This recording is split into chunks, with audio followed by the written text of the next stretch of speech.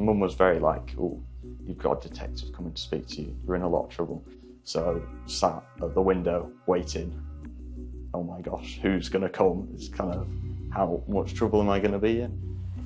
In this picturesque Cumbrian village, Lucas was caught twice hacking his school computers to play games and visit blocked websites. Quite a sense of achievement when you've succeeded in doing something that 2-3 trained professionals have been spent a lot of time trying to stop you doing, really. A challenge. Yeah, that's what I thought it was. It was just a challenge to see if I could. The then 16-year-old was given a warning. Because the teachers don't understand what I've done, they're just going to go off what the IT guys tell them. So if they say, get him out, they'll just kick him out, basically. So it was close then? Yeah, it was very close, fairly close. You might have got expelled? In my mind, it was very close. Lucas wasn't expelled or arrested, though. He was enrolled onto a nationwide programme, steering kids away from illegal hacking. Cyber Choices is like Hacker Rehab. It was set up in 2017 and it's busier than ever. You know, he's very clever with his money too. He's got more in his account than me. Teenage cybercrime gangs like Scattered Spider highlight the growing risk of mostly teenage boys going astray online. From Spain and Finland to the UK and the US, teenagers are being arrested for increasingly high-profile and harmful hacks. Cyber attacks on supermarkets have left shelves empty, transport systems have been disrupted, casinos plunged into chaos, even nurseries held to ransom. And individuals too are being targeted for their cryptocurrency holdings. It certainly has become more of a problem. Certainly English-speaking Western world individuals that we know are now more active in cybercrime. Young people are engaged with online activity and devices much, much sooner, and therefore they're exposed to the risks not just of the online harms to them, but also their potential to cause really significant damage as a result of those digital skills. But he felt safe behind them screens. Around 1,000 teens and children have been through Cyber Choices, 200 in the last year alone. It was Constable Sam Cooper who knocked on Lucas's door earlier this year. He's been guiding the teenager since, teaching him what's legal and what isn't, encouraging him to pursue a career in cybersecurity, even signing him up for online courses to improve his skills. I'll try and find where their interests are and try and divert them towards professional training, qualifications, push them in the right direction at school. If I can get that link with them, then absolutely, yeah, that I want to scare them in a healthy way, not in a threatening way.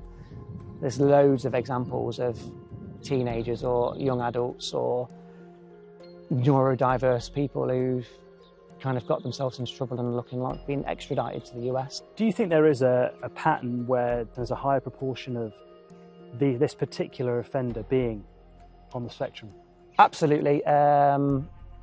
That I think the NCA's own findings support that, and certainly anecdotally I'm very comfortable in saying that the vast majority of individuals that I'm dealing with are neurodiverse, and even if they're not labelled as such or they don't meet the threshold, they obviously have more affinity with computers than they do with practical reality and social reality.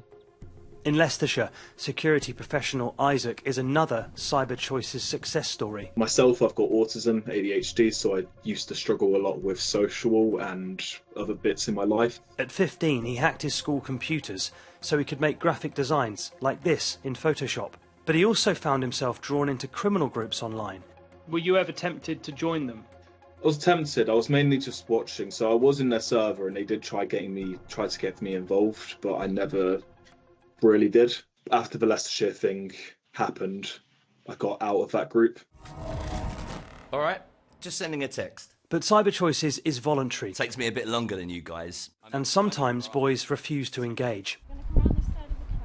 That's what happened a few years ago with Owen Flowers. The then 16-year-old from Walsall was invited to take part but refused. Earlier this month he was jailed for 5.5 years for hacking Transport for London and 2 US healthcare companies. In another ongoing trial, it was revealed that a teenager enrolled on the programme still allegedly went on to offend.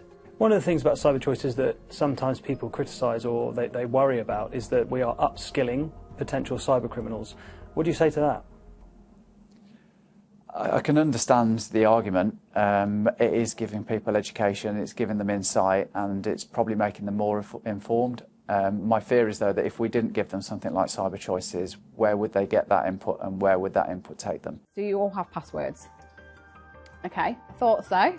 In an attempt to stop kids going astray online, police are doing regular school visits. So there's something called the Computer Misuse Act. Talking to primary school-aged kids about cybercrime might seem a bit early, but the youngest child to go through the programme is just 7 years old.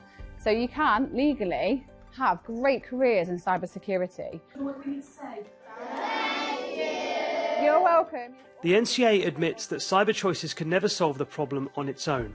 But the agency says the scheme is working and notes that other countries, including Australia and Canada, have launched their own versions to tackle the issue of young people falling into cybercrime.